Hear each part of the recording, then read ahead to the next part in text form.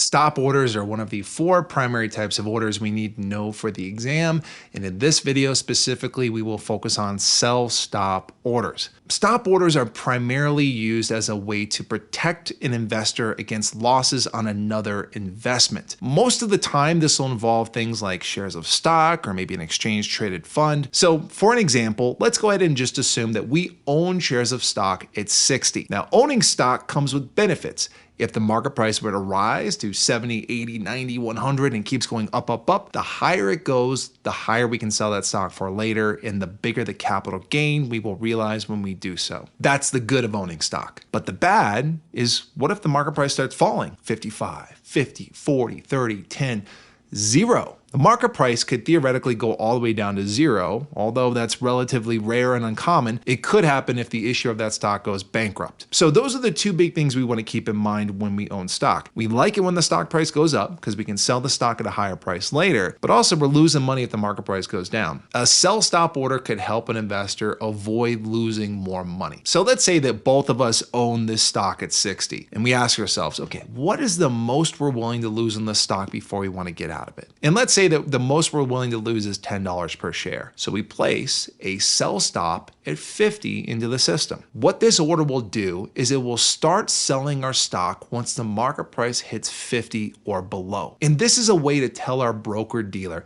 hey, I like this stock. Let's not sell it right now. If we wanted to sell it right now, we just enter a market order. We like this stock, but I want to get out of it. I want to cut my losses once we lose $10 per share or more, specifically at $50 per share. I want to sell the stock. And that's what will happen with this type of order. It will sit and pend until the market price hits 50 or below, and then it will start going through the steps of being executed once it hits that price range. If over the next several weeks, our stock slowly starts trickling downward and eventually ends at 0, it would be a good thing that we had this in place and sold the stock at 50 before it fell further. And that is how stop orders help people protect themselves against risk in the market. In terms of guarantees, stop orders generally don't guarantee anything. With our order here, if the market price doesn't go to 50 or below, nothing happens. The order just sits and waits. So execution is not guaranteed with a stop order. There is also no price guarantee either. Now there is a price specified, that's 50 or below, but once the market price hits 50 or below,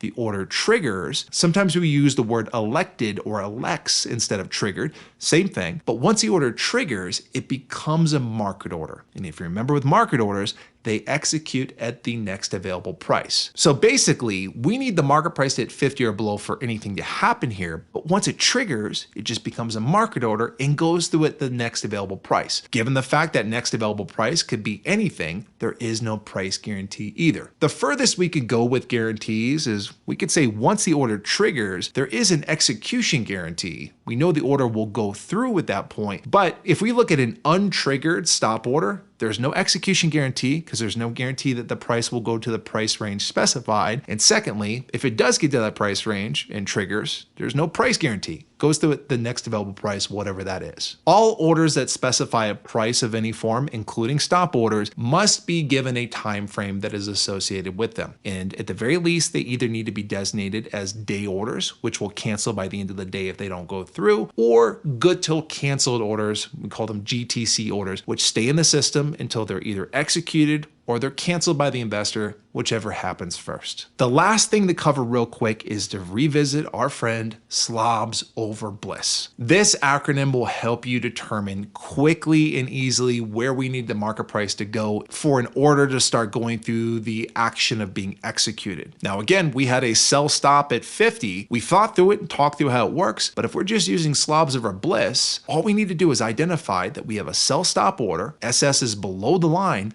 so that tells us for this order to start being executed, we need to see the price 50 or below for that to happen. That's how you use SLoBs over BLiSS. Let's test ourselves and make sure we feel really good about the concept of a sell stop order. So I'm going to put a question on the board. There it is. Take a minute, pause the video, see if you can answer the question yourself. And when you hit play, we will look at it together.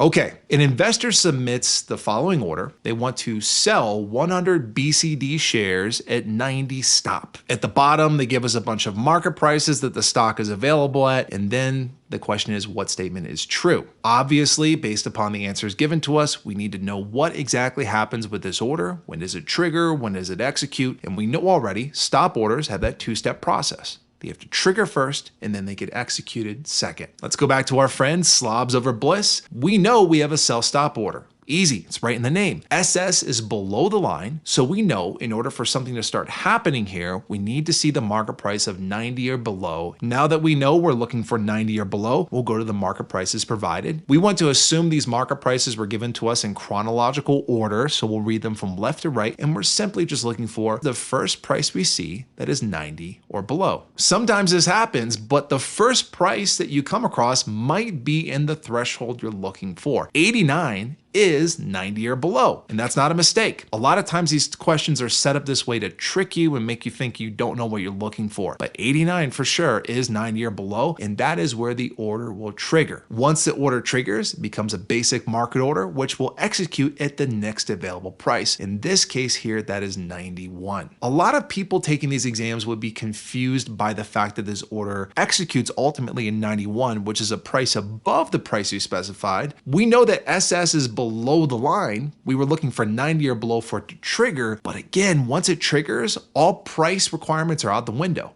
It's just a market order. So we just needed to see 90 or below for the order to trigger. Once it triggered, goes through at the next available price, which could be above 90, could be at 90, could be below 90, could be any price. In this case here, the order triggered at 89 and it executed at 91. Hi, I'm Brandon. If you enjoyed this video, then you'll love the courses I authored with Achievable. They include tons of real-world examples, more videos just like these on dozens of key topics, a built-in study planner, hundreds of chapter review questions, and unlimited practice exams. Our courses are competitively priced, and you can try them out for free first to see if our style is the right fit for you. Follow the links below in the description to get started.